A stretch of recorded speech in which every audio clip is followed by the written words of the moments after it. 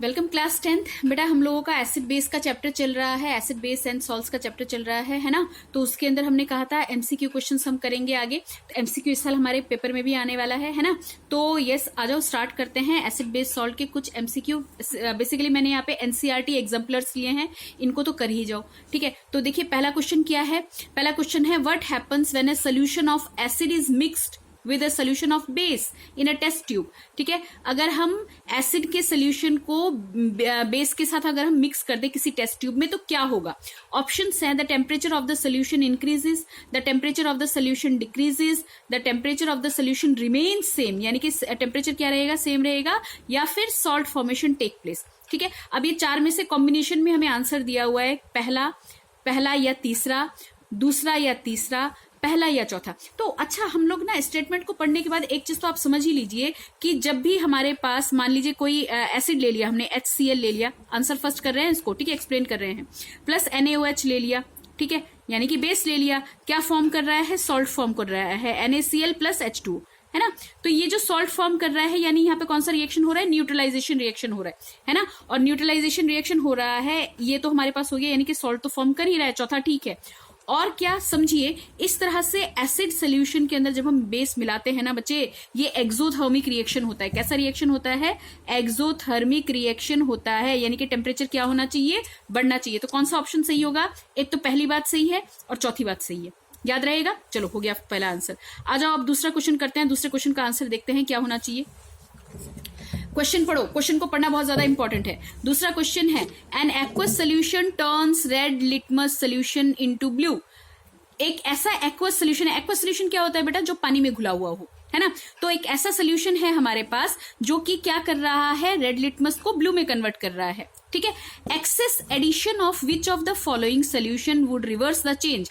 तो पहली बात तो ये समझिए, रेड को ब्लू में कन्वर्ट कर रहा है, यानी हमारे पास सोल्यूशन कैसा है, बेस है ना, है ना बेटा। तो हमारे पास जो रेड टू ब्लू कन्वर्ट हो रहा है लिटमस पेपर, यानी कि जो सोल्यूशन हमारा बना हुआ है या दिया हुआ है वो क्या है, बेस है। अब क्या कह रहा है कि excess addition of which of the following solution. बताइए हम एक्सेस यानी कि किस मात्रा को, किस अमाउंट को हम ज्यादा करके डाल दें ताकि जो ये लाल से जो नीला हुआ ना, रेड से ब्लू हुआ, वो क्या हो जाए, रिवर्स हो जाए। समझ रहे हो क्वेश्चन को। ठीक है, कैसा हुआ था, रेड से ब्लू हुआ था, यानी सोल्यूशन हमारा क्या था, बेस। अब हम इस बेस वाले सोल्यूशन में ऐसा क्या मिला दें ताकि हमारे पास जो ये जो प्रोसेस हुआ वो क्या हो जाए, उल्टा हो जाए, यानी कि ये क्या हो जाए, ब्लू से क्या हो जाए, रेड हो जाए। भैया ब्लू से रेड हो जाएगा तो हमारे पास क्या मिलाना पड़ेगा, बेस तो नहीं मिलाएंगे ना, क्या मिलाएंगे, एसिड मिलाएंगे, है ना जी। क्या मिलाएंगे, एसिड मिलाएंगे। और एसिड हमारे पास कौन सा है बच्चों, एसिड इसमें कौन सा दिया हुआ है, HCl दिया हुआ है ना। तो इस सोल्यूशन के अंदर हमें क्या मिलाना पड़ेगा, HCl मिलाना पड़ेगा। तो आंसर में आपका क्या होना चाहिए, ऑप्शन क्या होना चाहिए, आपका डी होना चाहिए, HCl हाइड्रोक्लोरिक एसिड, है ना। आंसर क्या होना चाहिए, डी हाइड्रोक्लोरिक एसिड। क्या है ये, एसिड है भैया, बेस है उसके अंदर एसिड मिला दो, है ना। अच्छा आ जाइए थर्ड क्वेश्चन करते हैं। थर्ड क्वेश्चन दिया हुआ है ड्यूरिंग द प्रिपरेशन ऑफ, दिख रहा है क्वेश्चन आप लोगों को, during the preparation of hydrogen chloride gas on a humid day the gas is usually passed through the guard tube containing calcium chloride. The role of calcium chloride taken in the guard tube is to. अच्छा देखो, पहले एक बात बता दूं मैंने आप लोगों को, क्वेश्चन में ही आपको आंसर दिया हुआ है। अब हाइड्रोक्लोरिक एसिड हम बना रहे हैं और किस दिन पे बना रहे हैं, जब ह्यूमिड डे है, यानी मॉइस्चर है ना। क्या है, एटमॉस्फेयर में क्या चीज मौजूद है, मॉइस्चर है। ठीक है, अगर ऐसे दिन में हम अगर HCl गैस प्रिपेयर कर रहे हैं तो हम जनरली क्या करते हैं, एक गार्ड ट्यूब के थ्रू पास करते हैं, जिसके अंदर क्या होता है, उस गार्ड ट्यूब में क्या होता है, कैल्शियम क्लोराइड। तो ये कैल्शियम क्लोराइड क्या काम करता है गार्ड ट्यूब के अंदर, सीधी सी बात है, इट एब्जॉर्ब Cl, ये हमारे पास क्या करेगा, सॉरी, ये हमारे पास क्या करेगा, absorbs moisture from the gas. भाई ह्यूमिड डे है तो क्या निकाल लेगा, मॉइस्चर को क्या करेगा, खींच लेगा। तो आंसर कौन सा सही होना चाहिए, सी। ऑप्शंस क्या क्या थे, एब्जॉर्ब द इवॉल्व गैस, जो गैस निकलेगा उसे एब्जॉर्ब कर लेगा, मॉइस्चन द गैस, गैस को मॉइस्चन कर देगा, भैया ऑलरेडी मॉइस्चर है तो इसका तो ऑप्शन बन ही नहीं सकता। Absorb moisture from the gas, gas में से क्या निकाल लेगा, मॉइस्चर निकाल लेगा, या absorb Cl minus ion from the evolve gas, जिसकी जरूरत है ही नहीं। ठीक है, तो हमारे पास ऑप्शन क्या बचा, absorb moisture from the gas. तो ये चीज याद रखिएगा। ठीक है, ऑलरेडी इन्होंने क्वेश्चन में ही आंसर दे दिया, भाई ह्यूमिड डे है यानी मॉइस्चर क्या है, ज्यादा है। ओके, आ जाओ अगला करते हैं। फोर्थ क्वेश्चन है which of the following salts does not contain water of crystallisation.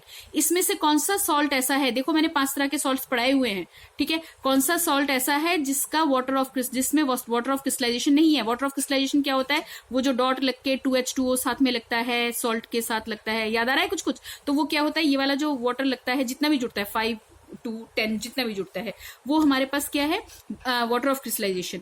तो आप बताइए कि इनमें से कौन सा वाटर ऑफ क्रिस्टलाइजेशन जिसमें ना हो। ये बोल रहा है ब्लू विट्रियोल। अच्छा, अब ये नाम आपने सुना नहीं होगा भैया, ब्लू विट्रियोल कुछ नहीं होता। ब्लू विट्रियोल हमारे पास होता है कॉपर सल्फेट। ये जो कलर होता है ना CuSO4, भाई देखो देखो देखो, आंसर समझो। क्वेश्चन है हमारे पास, क्वेश्चन नंबर 4 है, 4 का आंसर समझिए। पहला ऑप्शन दिया हुआ है ब्लू विट्रियोल, तो आंसर 4 हम लिख रहे हैं बच्चे, आंसर 4 लिख रहे हैं। ब्लू विट्रियोल जो होता है वो क्या होता है हमारे पास, विट्रियोल जो होता है वो हमारे पास होता है CuSO4 और इसका कलर कैसा होता है, ब्लू कलर होता है। ये जो ब्लू कलर होता है ना, ये वाटर ऑफ क्रिस्टलाइजेशन की वजह से ही होता है, पहले बताया था मैंने आप लोगों को, ठीक है। तो ब्लू विट्रियोल में हमारे पास यानी कि क्या है, मॉइस्चर है, बिल्कुल है। अच्छा, अगला हमारे पास क्या दिया हुआ है, baking soda. Baking soda, gypsum, washing soda, ये सारे ही आपने पढ़े हुए हैं। देखो क्या है इनके फॉर्मूले। हाँ जी बेटा जी, क्वेश्चन नंबर 4 में जो दिया है blue vitriol, baking soda, washing soda and gypsum, तो सबके फॉर्मूले एक बार लिख जाओ भाई। फॉर्मूले तो सबके याद करने ही है, मैंने यहाँ पे लिख दिए। ब्लू विट्रियोल का CuSO4, ये जो इसका ब्लू कलर होता है ना, कॉपर, ये कॉपर का जो ये ब्लू कलर हमें मिलता है वो वाटर ऑफ क्रिस्टलाइजेशन के प्रेजेंट होने की वजह से मिलता है, तो इसके अंदर यानी कि वाटर है, ठीक है। बेकिंग सोडा है, इसका फॉर्मूला है NaHCO3, सोडियम हाइड्रोजन कार्बोनेट यहाँ पे। अच्छा, अभी और करते हैं। वॉशिंग सोडा जो है Na2CO3 10H2O, हमने ये फॉर्मूला पढ़ा हुआ है। जिप्सम जो है वो हमारे पास कितना आता है वाटर ऑफ क्रिस्टलाइजेशन 2H2O, तो सिर्फ किसमें नहीं है, इसमें। तो ऑप्शन क्या होना चाहिए, बी, बेकिंग सोडा वो है जिसके अंदर हमारे पास वाटर ऑफ क्रिस्टलाइजेशन नहीं है। ओके, अच्छा आ जाइए 5th क्वेश्चन पे। 5th क्वेश्चन की बात करते हैं, बहुत सिंपल सा क्वेश्चन है 5th क्वेश्चन हमारा। Sodium carbonate is a basic salt because it is a salt of. Sodium carbonate जो है वो हमारा कैसा सॉल्ट है, बेसिक सॉल्ट है ना। वो बेसिक सॉल्ट इसलिए है, क्यों है भाई, ऑप्शन है हमारे पास स्ट्रॉन्ग एसिड स्ट्रॉन्ग बेस की वजह से, वीक एसिड वीक बेस की वजह से, स्ट्रॉन्ग एसिड वीक बेस की वजह से, या वीक एसिड स्ट्रॉन्ग एसिड की वजह स्ट्रॉन्ग बेस की वजह से। तो सुनो ना, अगर स्ट्रॉन्ग एसिड स्ट्रॉन्ग बेस है, दोनों बराबर बराबर के हैं, यानी कि ये जितना H+ रिलीज करेगा ये उतना OH- रिलीज करेगा, है ना, तो ये क्या हो जाएगा, न्यूट्रल। अगर वीक एसिड वीक बेस है तो ये भी क्या हो जाएगा, न्यूट्रल, है ना। लेकिन स्ट्रॉन्ग एसिड वीक बेस यानी एसिड अपना कैरेक्टर दिखाएगा, एसिडिक हुआ। वीक एसिड स्ट्रॉन्ग बेस, हाँ, अब क्या हुआ, बेस हमारा ज्यादा हो गया और एसिड क्या हो गया, वीक। तो इसलिए सोडियम कार्बोनेट बेसिक सॉल्ट इसलिए होगा क्योंकि उसके अंदर क्या होगा, वीक एसिड स्ट्रॉन्ग बेस। बोलो बात समझ में आई। आ जाओ, कैल्शियम फॉस्फेट, अच्छा मैं टूथपेस्ट पढ़ रही थी इसको। अच्छा, calcium phosphate is present in tooth enamel, ठीक है। इट्स नेचर इज, अब आपको ये बताना है, देखिए कैल्शियम फॉस्फेट है, ठीक है, वो हमारे टूथ एनेमल में प्रेजेंट होता है। इसका नेचर कैसा है भैया जी, इसका नेचर जो है वो बेसिक नेचर है। मैं बताती हूँ, रुको, देखो मैं आप लोगों को थोड़ा सा इसको क्लियर कर देती हूँ बेटा जी। थोड़ा सा इस तरह से समझ लीजिए, कैल्शियम फॉस्फेट जो है ना वो न्यूट्रलाइजेशन रिएक्शन से बनता है, समझिए।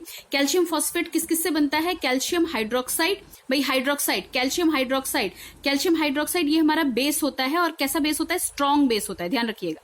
कैसा बेस होता है बच्चे, स्ट्रॉन्ग बेस होता है, ठीक है। प्लस जब ये किसके साथ रिएक्शन कर जाता है, फॉस्फोरिक एसिड, जो कि हमारा एसिड तो होता है लेकिन कैसा एसिड होता है, वीक एसिड होता है। तो अभी तो हमने पढ़ा स्ट्रॉन्ग बेस वीक एसिड, इनका न्यूट्रलाइजेशन रिएक्शन क्या देता है, कैल्शियम फॉस्फेट देता है।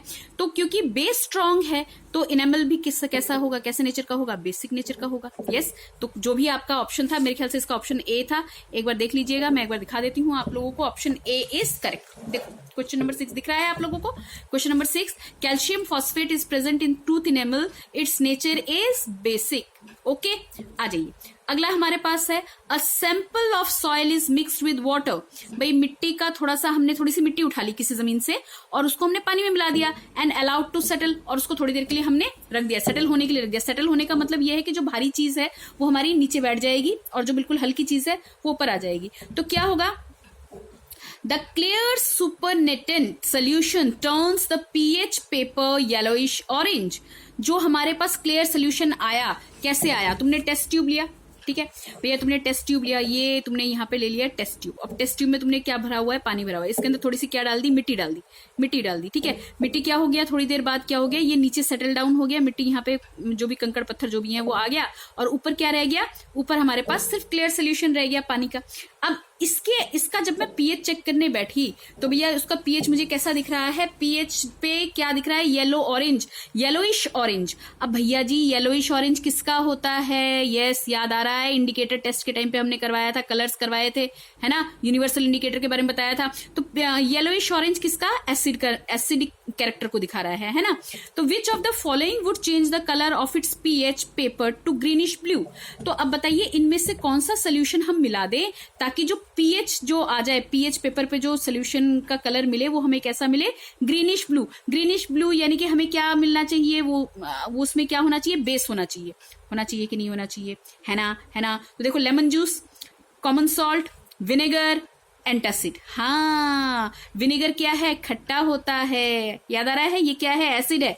कॉमन सॉल्ट ये खुद ही न्यूट्रल है, ठीक है। लेमन जूस ये एसिड है, और एंटासिड, एंटासिड्स क्या होते हैं, बेस होते हैं। तो हमें किसकी जरूरत है, बेस की, क्योंकि ऑलरेडी वो कैसा है, येलोइश ऑरेंज है, यानी क्या दिखा रहा है, एसिड है ना। तो हमें क्या मिलाना पड़ेगा उसके अंदर, एंटासिड, ताकि पेपर का कलर कैसा बदल जाए, ग्रीनिश ब्लू। ओके आ जाओ अगला क्वेश्चन और करते हैं। One of the constituents of baking powder is sodium hydrogen carbonate, ठीक है। द अदर कॉन्स्टिट्यूएंट इज, दूसरा कॉन्स्टिट्यूएंट क्या होगा, मतलब देखिए बेकिंग पाउडर आप बना रहे हैं तो बेकिंग पाउडर में एक तो उसका जो जिससे रिएक्शन होके जो रिएक्शन होता है उसमें एक तो होता है तुम्हारे पास सोडियम हाइड्रोजन कार्बोनेट, दूसरा क्या होगा, hydrochloric acid, acetic acid, tartaric acid और सल्फ्यूरिक एसिड। बेकिंग पाउडर है, बेकिंग पाउडर है ना। सोडियम हाइड्रोजन कार्बोनेट में से क्या निकालेंगे, यस याद आ रहा होगा, पिछले वीडियो में बताया था। तो हाँ जी बेटा जी, क्या मिलाना चाहिए, टार्टरिक एसिड, कोई भी इडेबल एसिड हो, सॉफ्ट एसिड हो, है ना, जिसे हम खा सके, है ना।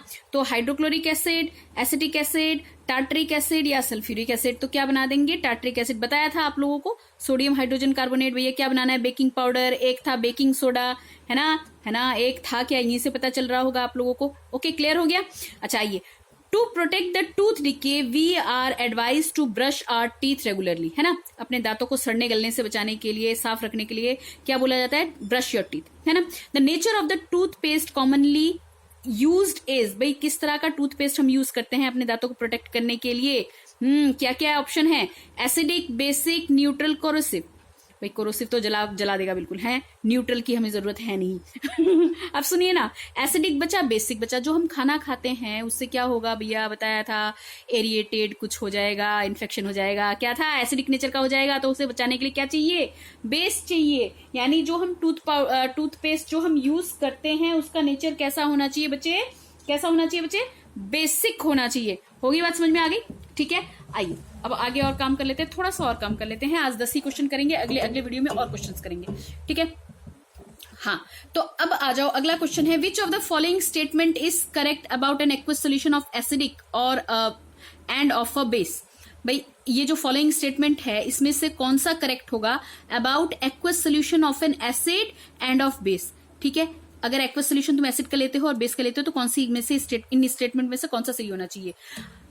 क्या बोला है, solution of acid and base बोला है, higher the pH stronger the acid, higher the pH weaker the acid, lower the pH stronger the base, lower the pH weaker the base. भाई ये वाला ना बिल्कुल पीएच वाला जो वीडियो है ना उसमें से देख के बहुत अच्छे से कर लेना। बाकी यहाँ पे ऑप्शंस के लिए मैं आपको बता देती हूँ कि स्टेटमेंट कौन सा करेक्ट होगा इसका। तो इंडिकेटर पेपर जो मैंने करवाया था यूनिवर्सल वाला बताया था ना, यूनिवर्सल पीएच स्केल वगैरह कुछ बताया था ना, है ना। तो उसके हिसाब से अगर हम बात कर लें यहाँ पे तो बेटा जी higher the pH weaker the acid, अगर पीएच की वैल्यू ज्यादा होगी तो एसिड कैसा होगा, वीक होगा। 0 से लेके 14 तक का कुछ रेंज मैंने बताया था, याद आ रहा है, हाँ वहीं से देख लेना। Higher the pH weaker the acid, lower the pH weaker the base. तो कौन सा होना चाहिए, कौन सा होना चाहिए हमारे पास, ये डी वाला सही होना चाहिए, ठीक है, सेकंड एंड फोर्थ। ओके बेटा, तो यहां तक करके रखिएगा। अगले और एनसीईआरटी एग्जाम्पलर्स हैं, इनको मैं अगले वीडियो में कवर अप करूंगी, ठीक है बेटा। Take care, good bye.